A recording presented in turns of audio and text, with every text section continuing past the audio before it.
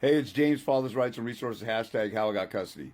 Stop letting other people, whether they're a lawyer or an expert or whatever, dictate to you what's best for your kids. You go and get the science, get the law, get case law, whatever else you need, and you tell them what's best for your kids. Let's take a look at Texas, for example. I had a guy who was in Texas. He went to mediation. A mediator told him, because you're in the military, you will not get more than every other weekend. You better settle for this. This evil, dumbass ex-judge thought because he sat on the bench, to say, oh, I got to trust what the judge said because he used to be a judge. Are you going to trust what a judge from the Jim Crow South thought of black people because he was a judge? Are you going to trust what Hitler says about Jewish people because he was, the dictator or president or leader of a country because of a position of power? No. So why the hell do you trust a judge and listen to what they say? Go listen to the law. The law is up here. Judges are down here. It actually goes, for those of you dumbasses out there who think you know the Constitution, but you really don't, it goes, we the people, this is our country, our property, our place to live. Everybody who was born here. And then people who go through the process. It's we the people, our country. Then here's the laws that we make up to govern ourselves. We create these laws to the legislature, and the judges apply the laws. They work for us. You don't go in there and bow down and worship a judge and tell him whatever you say, I'm just going to accept and take it up the rear. So let's take a look at this example of Texas law, where this judge said, you're in the military, you live out of state, you can't do anything. Now think about this. You have a 3-year-old child. A judge is telling you it's impossible for you to have more than weekends with your kid. What if you and the mother work out a deal where you can come get your kid, 3-year-old kid who's not in school yet, and spend a couple weeks with the kid? Or what if you guys decide to homeschool the kid, and while the guy's in the military and living in military quarters and can have a kid there, he can come get the kid for 3 weeks at a time, and you get the kid for 3 weeks at a time until somebody moves closer to somebody. You are free in this country to do whatever the hell you want. And you're going to let some dumbass, stupid-ass mediator who's been brainwashed by radical feminists, and he's a punk-ass little henpecked little bitch simp of a judge, tell you what's best for your kid that you created and you birthed? You got to be an idiot or a brainless coward if you let somebody do that without a fight. So let's take a look at something. So this case was in Texas. So we're going to go to Family Code. You got the Texas Family Code, Title 5, Chapter 153. You can also go, let's do this, and go to my flow page. You can also go to my flow page, which 90% of you never even look at because you don't care enough to get off your ass and use a mouse to look for free information to help you rescue your kid. But those of you who want to do it, you go through my flow page, links to specific state or country.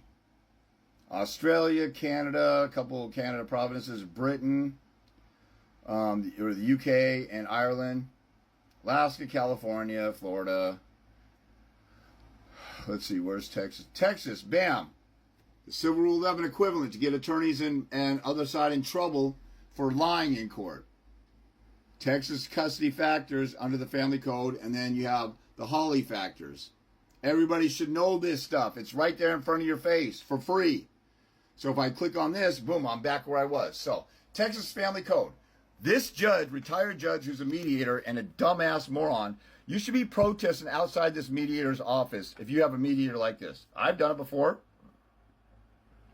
I have a video on YouTube I have a couple videos on YouTube show how I protest and how attorneys harass me while I'm out protesting, and I talk shit to them and they go back and tuck their tail like the bitches they are and go back in their office. So, Texas Family Code 153. So we're in Texas. This is the main page from Texas, and it's called Family Code, Title 5, the Parent-Child Relationship Suit Affecting the Parent-Child Relationship, Subtitle B, Chapter 153. So you can just say Texas Family Code 153001. Check this out. The public policy of the state is to assure, not maybe, not possibly, but to definitively assure that children will have frequent and continuing contact with parents who have shown the ability to act in the best interest of the child. Guess what Troxel versus Granville says? That constitutional case about your constitutional rights that you never look up and you don't give a shit about because you're too lazy to look, except for a few of you. Troxel versus Granville, if you go and read that under my must-see information, I call this must-see because I'm not a liar. Because when I say something, I really mean it. You must see this information that helps your court case. So we scroll down. There's another video that's great for people, guys to know who are falsely accused. Troxel versus Granville, constitutional case law. Bam, there it is for you to look up and read. That's the name of the case, where it's found in the law library, in the U.S. Supreme Court Law Library, under book number 53, volume 53, starting at page 57. You go to law library there, and they might have the U.S. Reporters, U.S. Supreme Court reporters in your law library. Go to book 530 and open it up. Bam. If you don't want to go down there, here it is on the internet. You guys have it 100 times easier than I did in my custody battle. And here's the year, 2000. Case law, name of the case, where it's found in the law library, and what year. And Troxel versus Granville basically says that the courts have to assume that you act in the child's best interest. So, again, actually get off your ass and don't be lazy and actually read something and then use some normal human logic that my sister with Down syndrome can use. The public policy says we want to assure children have frequent and continuing contact with parents who? Parents who do what? They've shown the ability to act in the child's best interest. If you read Troxel versus Granville, it says that we assume that fit parents act in the best interest of the child. So let me see if I can find that. So here's Troxel versus Granville. I keep telling you guys this stuff and you won't look it up because you don't give a shit about your rights because you're so insecure or you're such a lazy bum. You have no confidence that the court will enforce your rights. Well, you got to go enforce them. This thing says there is a presumption that fit parents act in their children's best interest. And Troxel versus Granville cites another case, Parham versus JR, U.S. 442, starting on page 584. And when they put comma there, they're saying on page 602 is this exact quote. Right before that it says, the Troxels did not allege and the court has not found that Granville was an unfit parent. So this mom that was withholding the children from the grandparents, the father who died, she's probably a witch or a bitch. But they said there's no allegation of being unfit. Have you been found to be unfit? Have you ever been found to be unfit? If no, then it says if you've never been found to be unfit or accused of being unfit, they have to assume that you act in the child's best interest. Are you following along? This is a little bit of math. You have to do one principle plus another principle plus another principle and add it up and go to 3. Most of you guys, you see a point. Oh, point number 1, that's great. Point number 2, oh, that's great. And then you're done thinking.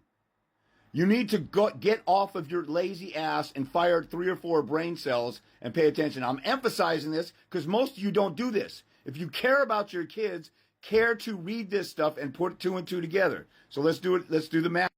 So Troxel versus Granville, we assume that fit parents act in the child's best interest. What does Texas Family Code say? It says that they want to make assure that parents have frequent and continuing contact with parents who have shown the ability. And you know what Troxel versus Granville says? This law is stupid because some stupid, dumbass, radical feminist attorneys who hate men said you got to prove that you act in the best interest of the child. Troxel versus Granville says they automatically assume that. So, any parent who acts in the best interest of the child, they want you to have frequent and continuing contact. This mediator said you'll never get more than every other weekend. How come the mediator didn't try and assure that dad will have frequent and continuing contact? Now, you also got to provide a safe, stable, nonviolent environment. And this dad, the mother threatened to kill him, and his attorney didn't even speak up for that. Encourage the parents to share in the rights. So if you don't get along, that's a problem too. So here's the math on putting this stuff together. And this dad, his dumbass attorney, just let the mediator bully him into signing and agreeing to this and didn't push the very first law that starts off in chapter 153. Look at all these laws and codes and stuff like that. Look at all this stuff in there. And this actually, later on, there's a section where it says, here's the standard conservatorship. If a kid's under 3 years old, you get like Saturday and Sunday for 8 hours or something crazy like that.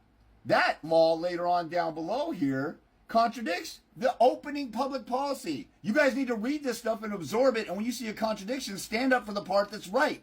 Grow some balls. Learn to read. Learn to do. So we got this policy number 1, and then Troxel versus Granville number 2, and then some other stuff in here. You add it up, You should have equality.